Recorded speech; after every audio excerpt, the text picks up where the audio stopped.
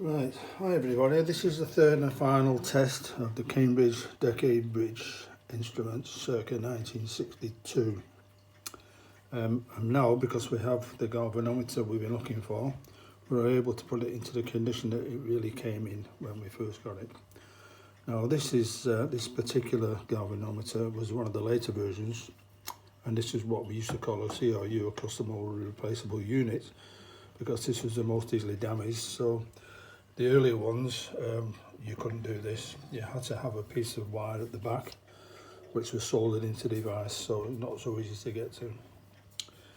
Right, this galvanometer is a very sensitive device, and it works with a permanent magnet with the north and south pole, and in between there's the gap where there's a soft iron core, and around the soft iron core is a coil of wire which is connected through two silver gilt wires to springs, a very fine silver wire, possibly about half the thickness of a human hair.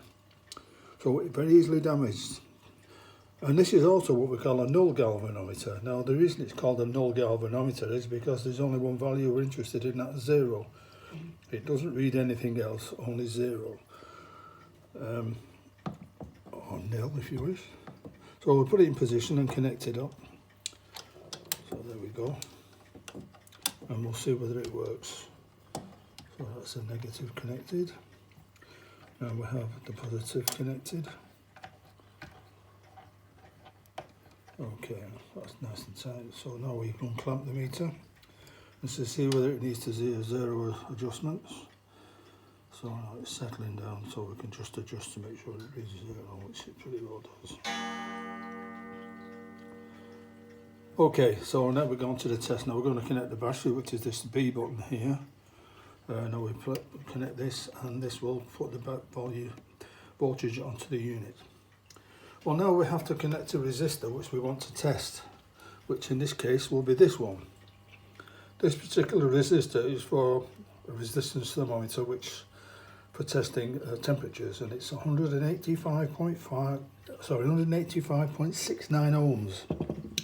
So we'll connect this and see what the meter actually makes of it. So here we go. That's that one connected. Now what I've used is fairly high gauge wire to keep the resistance of the wire to a minimum. Okay, so now we're connected. We're going to see whether the system actually works now. So I'm going to connect the galvanometer now, and we should get a deflection, which we do. And so now I can adjust the dials.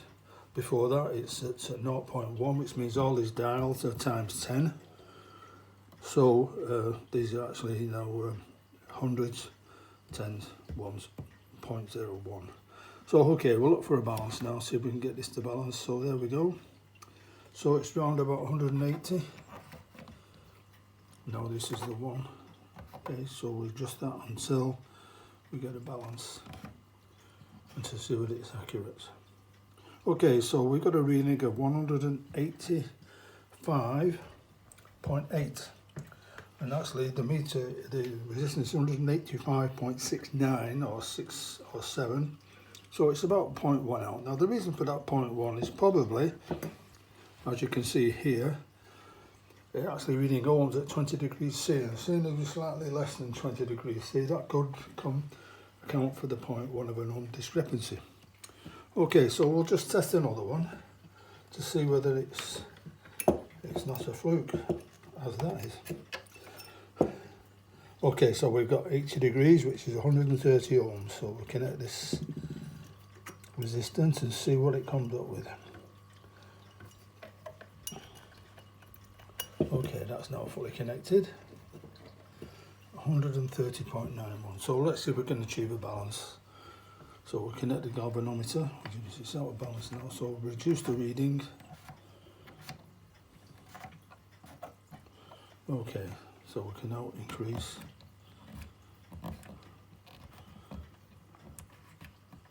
Okay, now we've got to 30. Increase another one. That's a bit too high, so we'll reduce the read, increase.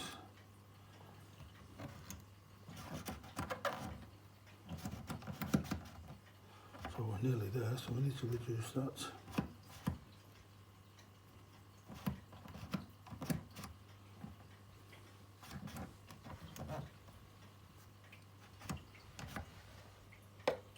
So there we go. So we've got a reading possibly of 131.0. Now this is reading 130.91. So again, I suspect it's a 20 degree that is causing a problem. So it looks like now we have a fully working instrument, which is probably as accurate as anything. Now, just as a matter of interest, we'll test this reading against the flute meter, just to do a comparison. Now, the flute is now reading 130.6.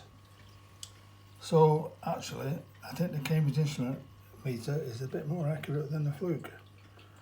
Well, there you go. Well, thanks for watching.